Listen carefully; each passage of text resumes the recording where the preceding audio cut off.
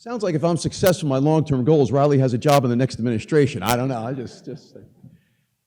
It's always great to be on a college university campus. It's always a very energizing experience, and could not come at a better time for me after spending all day in therapy after the Yankees lost last night.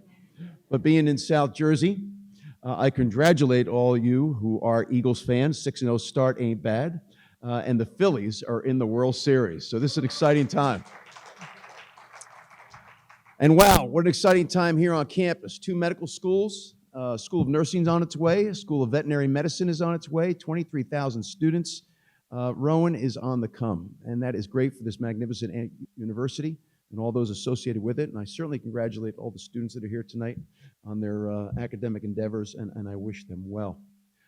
So I was excited about being here tonight. Ben has given me the topic of the state of our state politics, and has given me 2 hours to speak to that issue, followed by 5 minutes of Q&A. So my job is to keep you all awake for the 2 hours.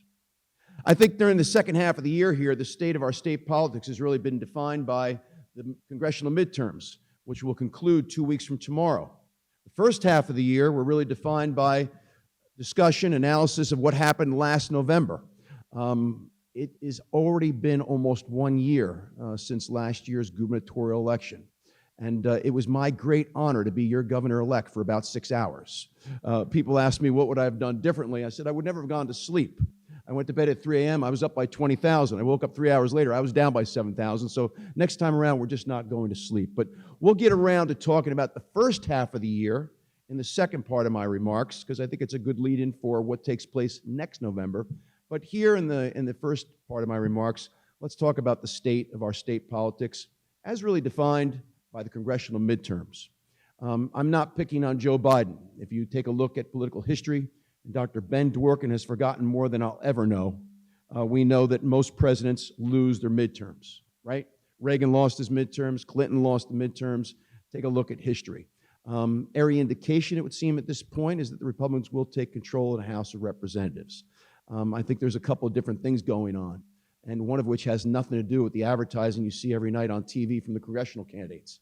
It has a lot to do with what I experienced yesterday when I went to the supermarket and bought a bunch of groceries, and I was paying more than $1 more for a gallon of milk than I did a year ago. That's one hell of a campaign ad, and people are experiencing that every single day. And whether or not any one person is responsible for that is really not the point. Many times people will use elections to take out their frustrations over this and over that. As I've often said, and my campaign consultant, Chris Russell's here tonight, and he agrees with this, I'm sure. Many times it's what people are voting against as opposed to what it is that they're voting for. So right now there is a lot of frustration in the community over the economy, particularly inflation, over energy, over crime, and America's standing in the world, what's going on at our southern border. If you were to ask me, and I don't ever try to be hyper-partisan, I try to be very, very factual, because we know we live in a time that's hyper-polarized, it's hyper-partisan, there's a lot of misinformation, there's a lot of disinformation. And by the way, that's why RIPAC and what Dr. Dworkin is doing here at this great university is so very, very important. What takes place at RIPAC is civil discourse, civil disagreement, civil discussion. We need it more than ever. And I'm depending on the next generation to ensure that we get back to a place where when the election's over, we get back to governing. I know I'm going off on a tangent for a second, but you know, my parents were true middle-class New Jerseyans. My dad worked 38 years in the street department for public service gas. My mom worked 33 years on the line, midnights for J&J. They owned a restaurant bar. They voted for who they voted for. They rooted for who they wanted to root for to win the election. But the day the election was over, they wanted whoever won to be successful. They took their jersey off. You'll often hear today one of the great challenges in our politics is that people aren't taking their jersey off the day after the election when it comes time to govern. It seems like people are in constant campaign mode. There's a government to run. There's public policy to effectuate. There's communities, states, and our country to improve. And we've got to get to a point where we take our jerseys off. And the day after the election, we're rooting for whoever won until the next election. Do I think that Joe Biden has made mistakes and that has really defined the state of our politics with regard to the congressional midterms? I do believe some mistakes were made. The president put a moratorium on oil and gas exploration on public lands, but yet not soon thereafter he's heading over to Saudi Arabia to fist bump with the prince. Do I think that he's made a mistake in other areas as well? I do. He rolled back some of the Trump border policies. And all of us our heart breaks for what the migrants are experiencing to come to this country. They're leaving their homeland for a reason, okay? But at the same time, okay, we need a national immigration policy. Do I think the Democrats have overplayed the Dobbs decision, which was the overturn of Roe v. Wade? I do. I do believe they've overplayed it, and in so doing really have revealed some very extreme positions with regard to late-term abortion or the public funding of abortions and things like not having parental notification. And that, in turn, has turned people against them on that issue by overplaying the issue. I mean, if you take a look at almost every single congressional race in New Jersey, every TV ad run by every Democratic candidate speaks to the Dobbs decision and Republicans wanting to take away choice. So I think that Joe Biden, when he was in the Congress, was a left-of-center politician who was opposed to late-term abortions and who supported the Hyde Amendment, no public funding of abortions. But yet that's not his position today. And I do think that those situations have caused a real lack of momentum for congressional candidates. Here in New Jersey, I do believe down south, Jeff Van Drew in District 2 will hold. I do believe that Congressman Chris Smith, the Republican incumbent from Monmouth and Ocean County, will hold. I do believe in my home district, the 7th, Tom Kane Jr. will prevail over the incumbent, Tom Malinowski. And of the other 9 races, I do believe there are going to be 1 or 2 or 3 other Republican wins. That will be a surprise to a lot of people, but really not to me as I travel up and down the state and I sense the energy out there that is very similar to the energy I sensed last November when we had, as a Republican Party, our most successful night in 30 years. We flipped 134 seats at the municipal and county level. We flipped 150 Board of Education seats, and we flipped 8 seats in the state legislature, including the Senate president who served right here in District 3. And I'm also proud to say that last year, of all those seats that we flipped, we sent an unprecedented number of Republican women to office. And I think that, too, is a great accomplishment. And I certainly support more and more women getting involved with the Republican Party, seeking office and winning election, so long as none of them run for governor in 2025. I know everything's on the record, Ben. That was a joke. Our state politics were very much defined in the first half of the year before people started paying attention to the congressional midterms on what took place last November. I just spoke to the victories. I really believed all along I was going to win the election. We were in it to win it. I do not believe that New Jersey is the deep blue state that you often hear from many. Yes, there are 1.1 million more Democrats than Republicans, but there are just as many unaffiliated independent voters as there are Democrats. And if we're counting where people are on the political spectrum, whether it's left of center, dead center, I say advantage Republicans, because the 2.6 million unaffiliated independent voters are people who are fiscally conservative but socially moderate. And so the campaign was defined by what it is I try to be, and Riley touched upon that. And Riley, thank you for the very, very generous introduction. High energy. I think the campaign was defined by high energy. They truly were 18-hour days, 7 days a week. And what I love so much about the people of New Jersey is they're salt of the earth people. If you go out there and touch them at their workplace, on the street corner, at the bus stop, on Main Street, or in the diner, and you tell them how you're going to solve problems, and that's always been my focus. I'm an MBA CPA. I am by training a CEO and by nature a CEO. I'm all about public policy. I think the business of politics, quite frankly, is very easy if you genuinely like and care about people. and you have a passion for public policy and problem solving. And that's what I've always tried to be about. So we had a very, very specific plan on how we were going to address the crises that I think mattered most to New Jerseyans. Number one, the property tax crisis. Number two, New Jersey having the worst business climate in the nation, especially on Main Street. I don't want to be the governor of a state that has the worst property tax in the nation or is known for being the worst place in the country in which to do business. Three, a bloated, inefficient state government that, in my opinion, has been corrupted by certain special interests. Number four, supporting our local law enforcement and the rule of law. We see the lawlessness that's taking place around the country and in some cases in New Jersey as well.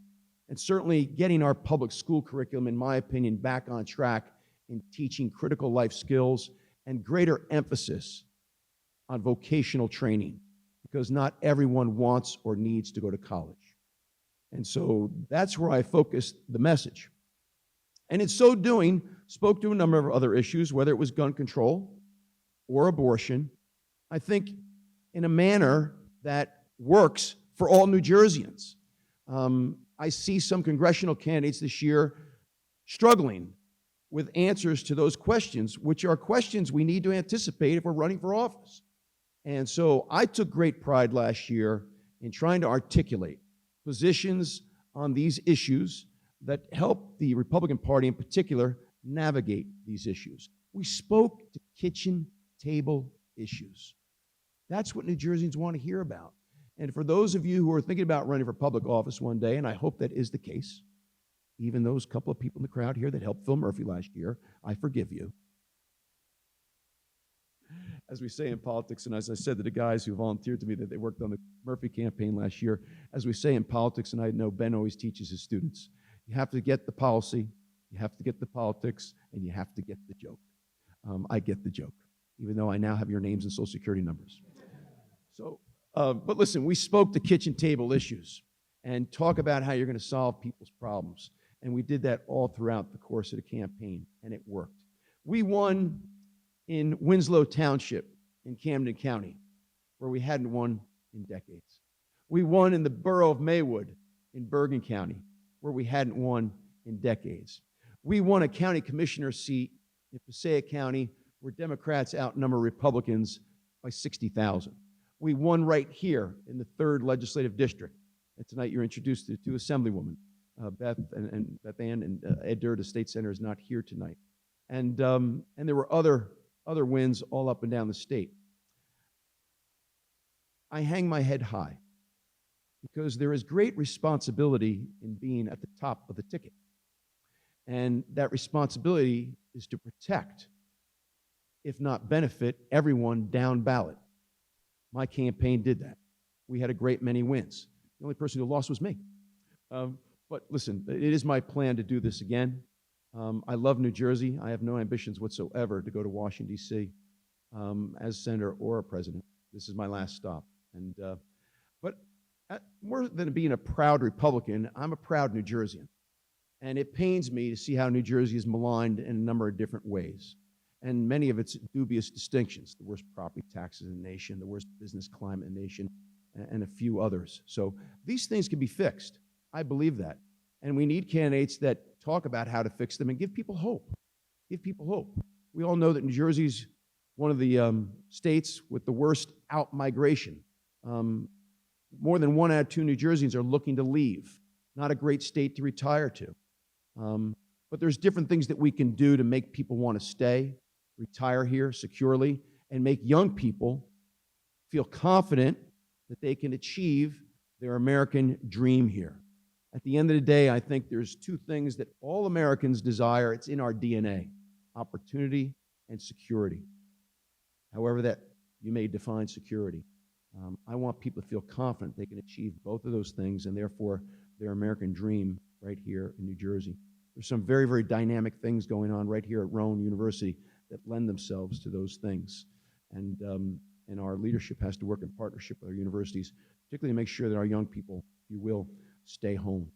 So how is the state of our state politics defined right now? By the congressional midterms, which will conclude in 2 weeks. How were the state of our state politics defined In the first half of the year, I think from last year's elections, a great deal of discussion was taking place. And I have seen amongst the Democratic leadership in our state legislature kind of tap their foot on the brake with regard to some of the policies that Phil Murphy might like to see still be implemented because they heard a loud and clear message from last year's elections. I think that might be the case 2 weeks from now with the president in losing the House. And I think the Senate is still a 50-50 in terms of which way that it will go. So, but Ben, with that, I much prefer a dialogue than a monologue. And I understand this next part of the program is more dialogue than monologue.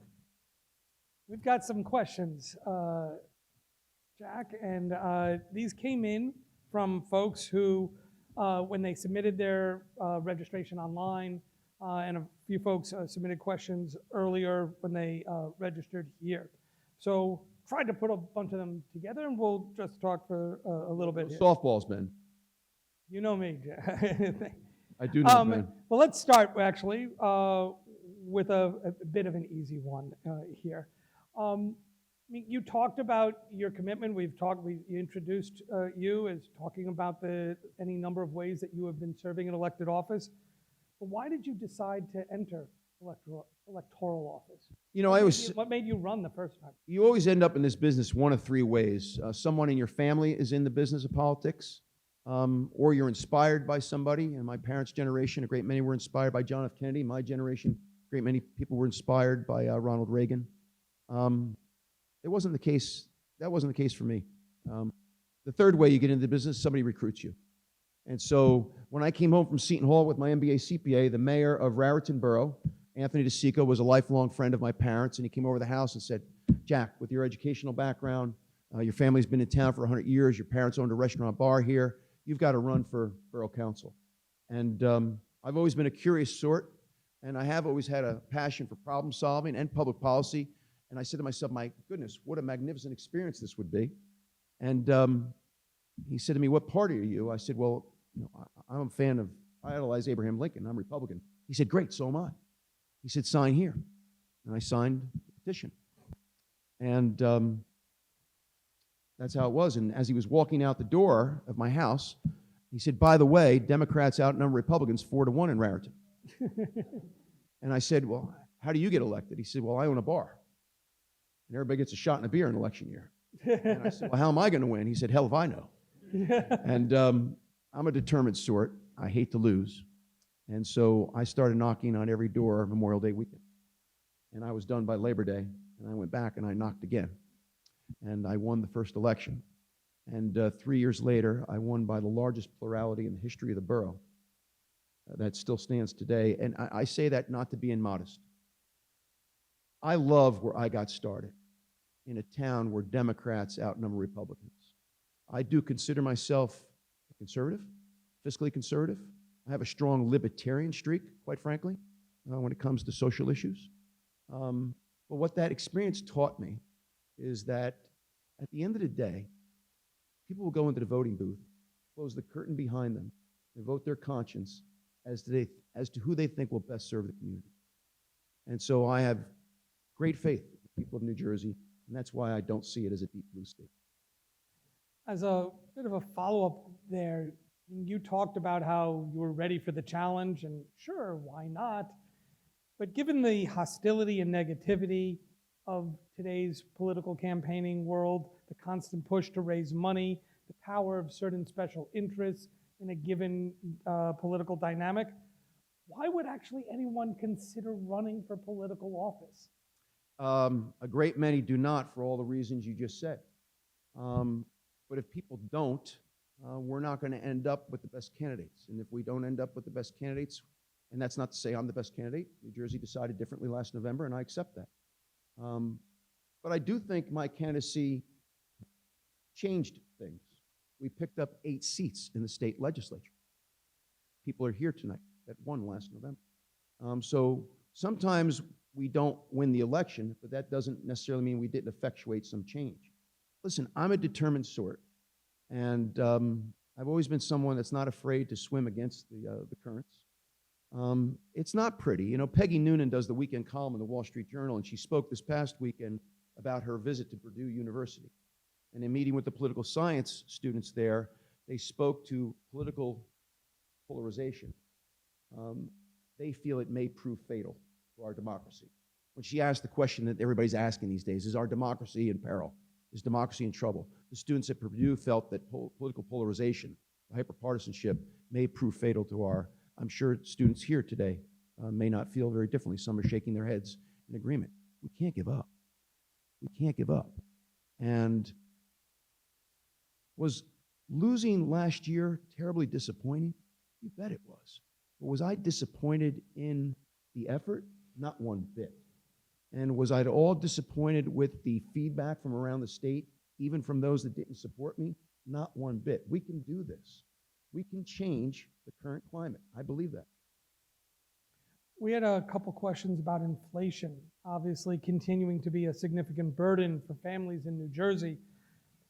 Given the role of the global supply chains and international energy markets, the role of those kinds of forces on inflationary pressures, is there anything state government can do to deal with inflation?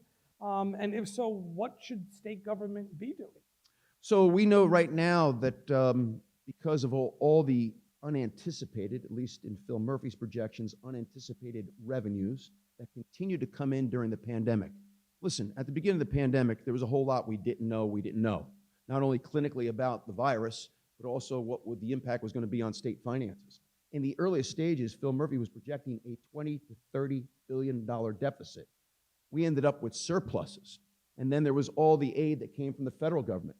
So going into this last budget cycle, and the state budget starts the July 1st of each year, they were sitting on an unprecedented $10 billion in surplus. And to me, that should have been used in different ways to make New Jersey more dynamic so we can continue with job growth, but also to provide relief to our citizens in any possible way, whether it was further property tax relief or reduction in the cost of college educations, the reduction in the cost of pre-K, all the above to kind of confront the inflation. I mean, at the federal level, I think what we might be learning out is that the global economy is not the be-all, end-all, the panacea to economics. I think what we learned from the pandemic is there's a couple of nations upon which we rely for critically important imports that when they stopped coming for one reason or another, froze an entire industry. Whether it was technology over chips, the car industry, what have you. And the other mistake I think that was made at the federal level that accelerated inflation, the Republicans proposed a $600 billion stimulus program. The Democratic majority went ahead with a $1.9 trillion stimulus program that even economists like Larry Summers, who worked for the Clintons, is now saying you accelerated inflation. So that's where we are today. We had several questions relating to your run for governor. So I'm going to try and sort of consolidate them. In hindsight, and with the added perspective of time, do you think there are any strategic mistakes that might have made the difference in the campaign? Is there anything you would have done differently? Yes. Aside from not going to sleep. I think, number one, I could have done a better job of deploying my lieutenant governor, Diane Allen, who was a champion for women's issues when she was in the state senate, extremely well known in South Jersey, state senator from Burlington County. In fact, the equal pay law in New Jersey is named after Diane. That's the Senator Diane Allen bill. You know what happens is you're working through the primary, and the day after the primary, you wake up and your treasury is at zero, and you have to replenish it for the general election campaign, and you only have 5 months to do it, and everything just seems to be moving along at warp speed. I think I could have done a better job, particularly in South Jersey, of deploying Diane Allen. Quite frankly, and there's no better way to put it, my team was too white. I did well in the black and brown community, but I could have done even better. And I don't think it's any surprise that on my team was a rabbi who helped me gain great access to New Jersey's Jewish community. New Jersey has one of the largest Jewish populations in the country. And we did extremely well in New Jersey's Jewish community because the rabbi of the team told me where to be and when to be there. and what the issues were that were most important to the Jewish community. So having more black and brown people on the team as part of the inner circle to provide us greater, in me in particular, greater access to the black and brown communities in New Jersey. And finally, and this is on me, and Chris Russell may disagree, but my inability to convince entities outside New Jersey that typically fund Republican candidates that this was going to be a photo finish, because we got little to no outside money. Phil Murphy beat me 5-1 on independent expenditures. Sometimes referred to, Ben, as you know, pejoratively as the dark money. But the fact of the matter is, those organizations exist. Phil Murphy raised $25 million of independent expenditure money. We raised 5 and didn't get any help from a couple of organizations that typically help Republican candidates. All right, so let's get this one out of the way. Sure. Are you running for governor in 2025, and can you explain your thinking? So when I conceded, the first question I was asked is, what are your plans? I said, my plan is to run for governor. I'm rooting, and I also said, I'm rooting for the governor. I want him to be successful, but I just have this feeling that 4 years from now, there's still going to be a lot of fixing to do. And so it is my intention, it is my plan to run for governor in 2025. And my focus, thank you. My focus really has not changed. I know the governor's come up with this anchor program, but to me, that's another gimmick rebate program. We've had all kinds of rebate programs. We can solve the property tax crisis in New Jersey with a fair school funding formula. I promise not to leave any student or community behind, but we need a new school funding formula, and that will solve the property tax crisis. We can make New Jersey a better place to do business, particularly on Main Street, with some significant changes to our tax code. I believe that we can downsize and make our state government more efficient. It's bloated, it's inefficient. Try getting somebody from Treasury on the line. Try getting your appointment at DMV. Try getting your benefits from Department of Labor for unemployment. I think we need greater support for law enforcement. Are reforms needed? You bet. You bet. But our law enforcement professionals need to know that their political leadership has their back. And there are things that we need to do, like reform bail reform, which is a very well-intentioned reform, but it hasn't worked out oh so great, and there's things that we need to do. And the last thing, of course, is I feel very strongly about getting our public school curriculum back on track and that emphasis on vocational training. Those are my 5 points of emphasis, and I just haven't seen improvement or a plan for improvement in those areas. One of the quirks of New Jersey campaign history is that you were heading at a certain point towards a major primary battle between yourself and the now former Republican state chairman, Doug Steinhardt, who had, in his campaign, or his nascent campaign, fully embraced Donald Trump and the Make America Great Again elements of the party. And then shortly after January 6th, Mr. Steinhardt dropped out, and New Jersey Republicans got to avoid what might have been a very costly internal battle between two significant players in the party, as many other states had to go through. So this sets up the next question. How can the state GOP, with its fair share of Trumpist Republicans and never-Trump Republicans, all living here in New Jersey, how can the state GOP ever unite in the future? Candidates matter. Candidates matter. I was the first, Chris will correct me if I'm wrong, I believe I was the first gubernatorial candidate in history to have the line, which is the preferred ballot position, because I won the convention in all 21 counties. First one to win all 21 counties. And don't forget, I still had primary opponents whose ideology or position on Donald Trump was similar to Mr. Steinhardt's. And that's not saying, I'm not speaking negatively of them, but they did. And we won all 21 counties overwhelmingly. And so, listen, at the end of the day, the goal is to win in November. Now, I'm not who I am because that's going to win an election. I am who I am. But it just so happens that who I am, I think, is where a majority of New Jerseyans are. And somebody could say, well, Jack, but you lost by, 40,000 voters. obviously didn't agree. I said, well, my greatest challenge with last year's election is prior to the pandemic, Phil Murphy's name ID. And quite frankly, nothing is more important than name ID. That's the single most important thing. His name ID, more than 6 out of 10 New Jerseyans didn't know who the governor was. If you go back 5 years, the turnout in him versus Kim Guadagno was one of the worst in history. Very low energy campaign, low interest. Pandemic comes along, and Phil Murphy's name ID skyrockets to 98%. It took me $25 million and 22 months to get my name ID to 92%. Another month might have made a difference? Who knows? But listen, your question is, how does one unite the party? I think the way one unites the party is to go out and talk about how you're going to fix New Jersey. And I think there's a majority of Republican primary voters and a majority of voters in November that'll say, I want to vote for a person that's talking about problem solving and how it's going to make my life better here in New Jersey. We just had Senator Vin Gopal standing at this very spot about just under 2 weeks ago. And as the chair of the State Senate Education Committee, Senator Gopal had some very definitive views about the controversy surrounding sexual education standards in public schools. Tossing it over to you. What is your perspective on this topic? So a non-elected body known as the State Board of Education, of which 3 members were just replaced, and I'm disappointed that Phil Murphy didn't put,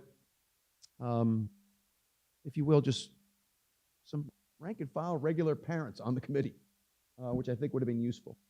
But they issued these new sex standards.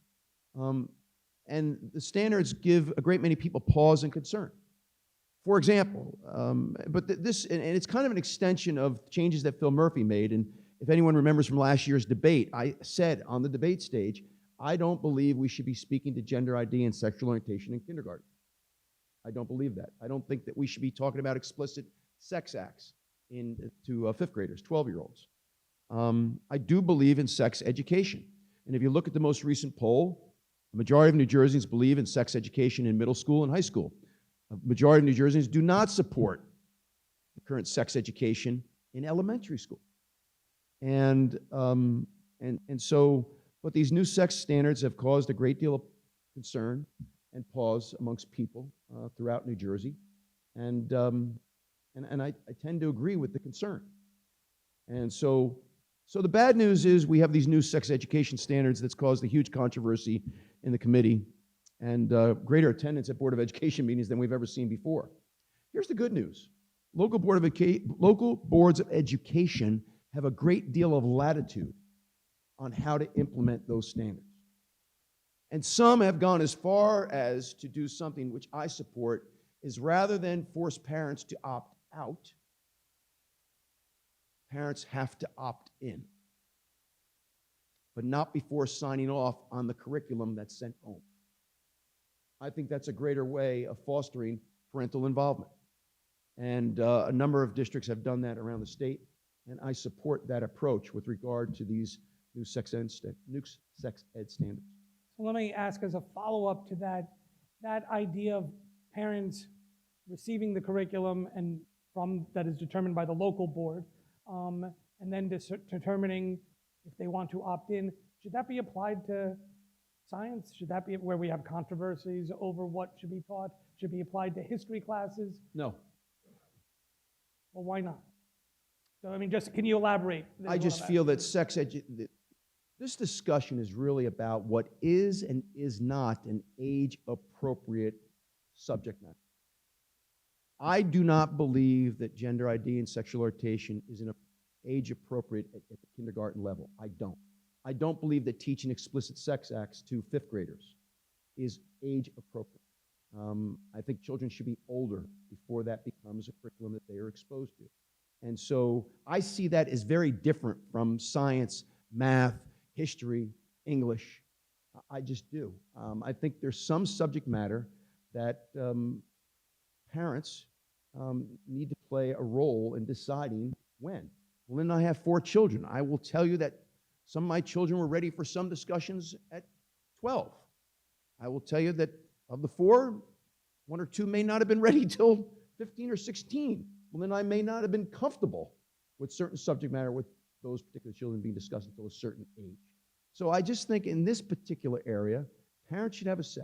Parents should have a role, and parents should decide when is age. And again, the recent poll says a majority, overwhelming majority of New Jerseyans approves of sex education in high school and middle school.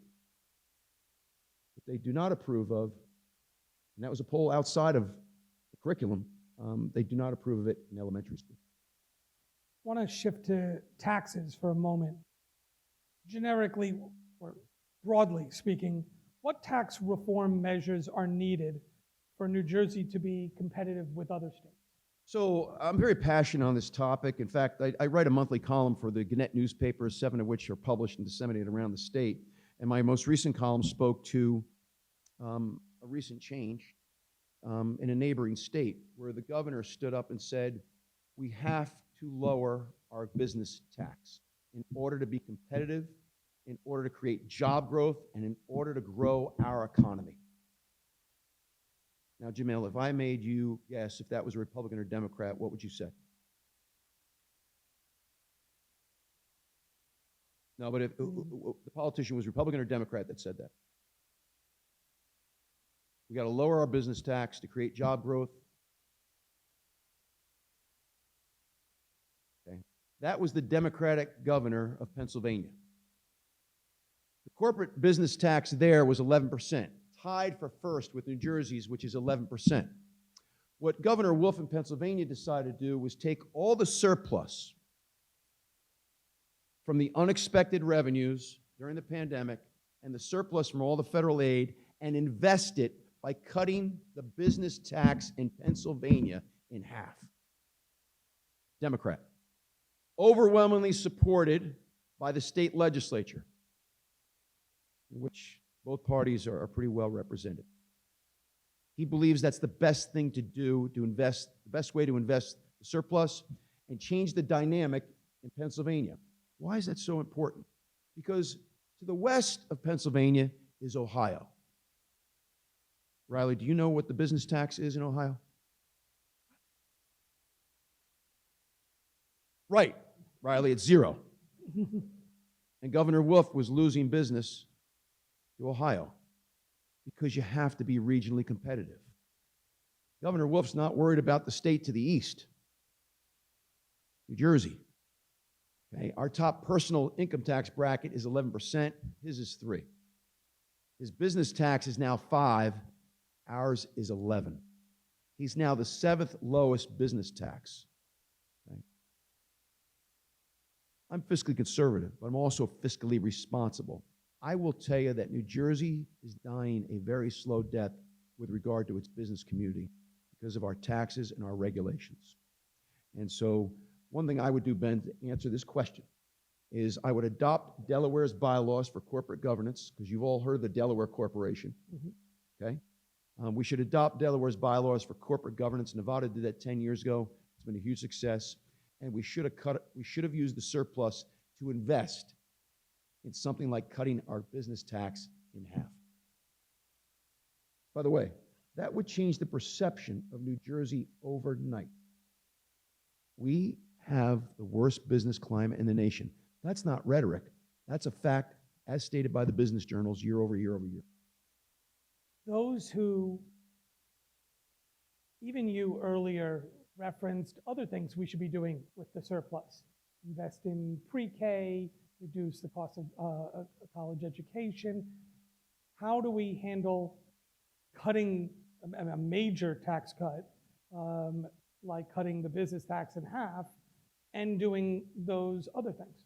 So Phil Murphy has $11 billion in corporate tax credits that he's handing out to select companies. Businesses in our state government is in the business of deciding winners and losers.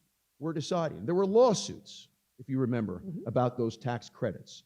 So, you know, the Star Ledger asked me this too. It says, you want to cut the corporate business tax in half? I said, well, the corporate business tax produces $5 billion a year. If you cut it in half, okay, you're saying it could go down to $2.5 billion. That'd be a worst case scenario, but could there be growth to offset that? I would hope so. Is not the governor of Pennsylvania cutting the corporate tax rate in half? So I can have some fun with that conversation. But the fact of the matter is we're giving $11 billion in tax credits out to corporations anyway, who meet this criteria, who meet that criteria. Government's in the business of picking winners and losers. Why not create a tax policy that all businesses benefit from rather than those that are identified by state government? That then we get identified into tracking, and if you haven't created enough jobs or made a significant enough investment, we get ourselves in the pickle we were in 4 years ago when we found out not all corporations were holding up their end of the bargain. I'm more in favor of policy that benefits all. And by the way, this budget, Phil Murphy's fifth, is $51 billion. I'll be fair, it's 50.6. I rounded up. Chris Christie's last budget was $36 billion. Don't tell me there isn't room to do the kind of things that Governor Wolf just did in Pennsylvania. There is. As we sit in the heart of one of our state's top research universities, a question came in about the cost of higher education. The Murphy administration has made it a priority to reduce these costs, in part by providing free tuition for those who are going to community college up to a certain income level, even helping those who are going to traditional four-year schools. Do you think this is a good idea? And what needs to be done to make college more affordable? The cost of reducing reducing the cost of higher ed, of course, is a great idea. The notion of free community college, very much like Joe Biden's loan forgiveness program, I think is flawed. I believe it's good to have a skin in the game. If college is free and the student just decides to drop the course or this or that or not take it seriously, I think there's flaws in the program. Joe Biden's program, I think, is unfair to all those that work 2 or 3 jobs to pay for college so they didn't have to graduate with debt, or those that never took out a loan. I had one parent say to me recently, if I knew the loan was going to be forgiven, I would have used student loans. But my gift to my kid was to graduate debt-free. We have to work with higher ed to somehow lower their cost structure. I had a meeting with your president prior to tonight's reception where he talked about some very, very dynamic partnerships with the private sector that help defray the cost of running the university, and it doesn't compromise in any way, shape, or form the quality of education here. Really, really dynamic stuff. So I think, quite frankly, that universities and colleges need to challenge themselves on reducing their cost structure, but at the same time, we've got to dedicate more money to assistance, whether it's the TAG, tuition assistance grants, the Pell grants, aid, all the above, to make sure that people can achieve their American dream. But let me say this. I would be dedicating significant sums to our vocational institutions as well. Lynn and I have 4 children. 3 of ours are college graduates. One of ours is a licensed diesel mechanic that graduated from UTI, and he's doing phenomenally well. Phenomenally well. Not all kids want or need to go to college. But what's interesting is I feel we don't pay them as much attention as we do our college-bound students. They're not second-class citizens. They deserve equal attention. And we've got to dedicate resources there, too, because trade school, which my son went to, is not inexpensive. One of the most controversial bills working its way through the legislature today is an effort to reestablish a ban on the ability to carry a concealed weapon in certain areas, arenas, movie theaters, etc. What is your view on this legislation? So these are probably the 2 of the most significant decisions coming out of the federal Supreme Court in the last year, right? The Dobbs decision, which overturned Roe v. Wade, and the decision over the right to conceal and carry. Second Amendment's not going away. People have a right to bear arms. They have a right to defend themselves. At the same time, we have a mental health crisis in the community, not just here in New Jersey, but all throughout the country. And so there are aspects of what's working its way through the legislature that I certainly support. And so I'll be anxious to see how that thing continues to progress through that process. I do think that it's critically important that there be thorough background checks, a universal background check system, and that we provide our local police the resources they need so that people, if they are worthy of concealing and carrying, can have their permit in a reasonable amount of time. If it's going to take 6, 7, 8, 9 months to approve somebody's permit, I'm not so sure that's not violating somebody's constitutional rights. But the decision has been made. And again, with the mental health crisis being what it is in the community, I think there are certain things that we need to do to ensure that only those most responsible people can have this right. So just to clarify, though, as a general rule or principle, would it be your approach that the right kind of qualified person could carry a concealed weapon in a stadium? Is that an appropriate I thing? think Or I'm not in the legislature, so I'm not intimate with all aspects, but I think one of them is what you're touching upon right now. Some of the legislation will identify places that even if you've been given a conceal and carry permit, you will not be able to take it into certain public places. I agree with that. Okay. And we get now to our final question, which is the traditional one we ask all speakers who come. What do you know now that you wish you knew when you were in college? How fast the time was going to go. I mean, certainly experiences provides us with knowledge and with wisdom. I have no regrets over my college career at Seton Hall.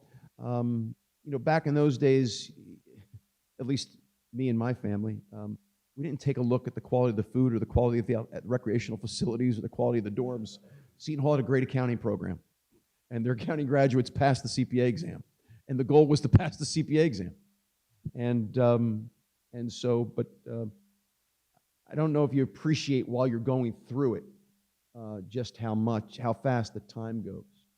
I was a double major, which with a liberal arts concentration as well, and I think that's critically important. I love accounting as a discipline, but life's not only about debits and credits. So I was very fortunate in that respect. Challenging question, Ben, but I'm not somebody that looks back. I've made my mistakes in life, but I've always tried to learn from my mistakes.